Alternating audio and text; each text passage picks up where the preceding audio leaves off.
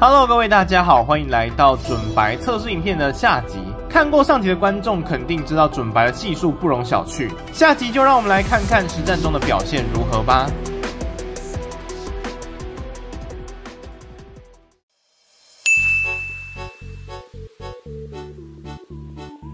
實戰部分介紹我們會分成4個部分，一部分的跟各位介紹。開始之前，我們要先普及一下基礎知識。準白的血量比起其他角色裸裝算是最低的，那攻擊力也相對是最高。比起脆皮的衛里，血量還低了50%，而攻擊高了9%，所以有減傷的近甲還是比較好的選擇。那回到跑圖手感部分，準白的被動有4層時能4段跳，手感不錯，體積看起來比其他角色更大一點，心理上會覺得更容易撞到頭。另外血量低也讓準白在跑圖中不佔優勢。跑圖開大時，1式會進入無敵，反衝回來之後2式才能滑跳加速。不過護身全靠影子跟手裡劍，有概率漏掉彈幕被打到。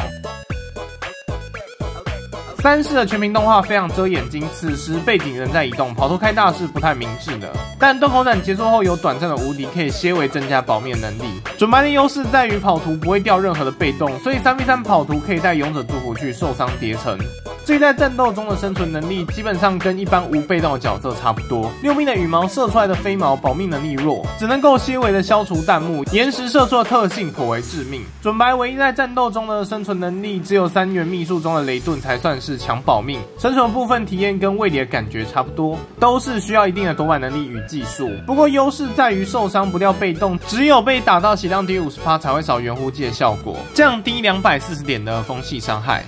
再來是關於3元秘術的實戰測試。首先是保命能力最強的雷遁，雷遁本身係數極低，碰撞傷害只有 0.1， 但是釋放時能立即無敵 2.5 秒，能夠應對大多數急死的狀態。護盾展開時也會立即縮血，唯一的缺點就是消失時沒有特效，消失的瞬間就會開始受傷。另外單局只能使用2次，也是一個限制。2次之後不會有提示，只是拖曳的時候會比較暗淡，要自行注意釋放次數，以免翻車。火球術的部分中規中矩，有傷害但不高，通常使用於背板急着斬殺出圖的時候，面對大量彈幕的保命能力是奇差無比，出現有延遲射出也會被擋掉，就算只有單波攻擊，火球還會繞過去，想保命用這個是絕對會翻車的。那因此正面 BOSS 一律建議用風之刺，可以消除大量彈幕與保命能力優秀，到了5命持續時間可以消除更多的彈幕。那要注意的點就是只能打正前方，如果沒有瞄準會空掉。最後是大招的實戰體驗分享。首先1式一定要對準才能開，一旦沒對準，手段傷害空掉係數直接少 2.7。第二段傷害期間更吃玩家一邊躲板一邊盡量對準 BOSS 輸出的能力。而斷空斬全屏攻擊動畫時間長，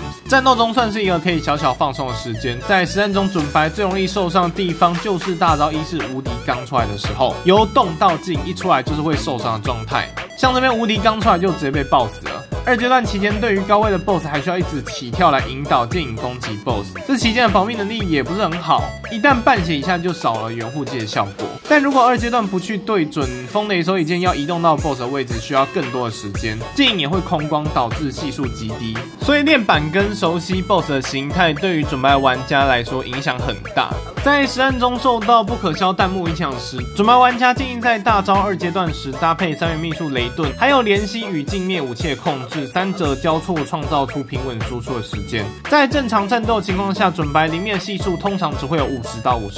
根據實戰中命中的劍影與手裡劍上下波動。不過高達50的係數對於靈命的忍者來說已經是跨越版本的存在，特別是4項探秘過不了風中煙的玩家，主播覺得基本上必抽一支啦。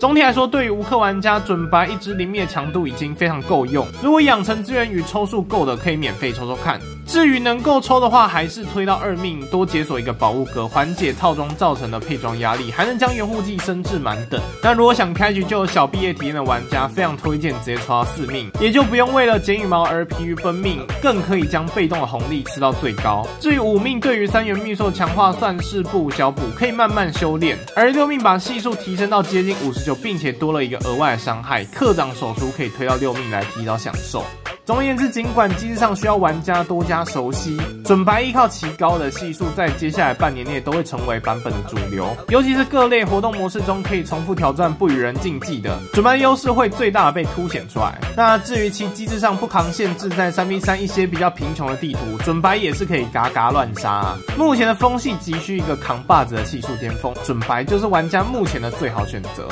屬於那種直接跳過會後悔的類型。那主播這次肯定也會下去抽，到時候也就直播跟影片中見。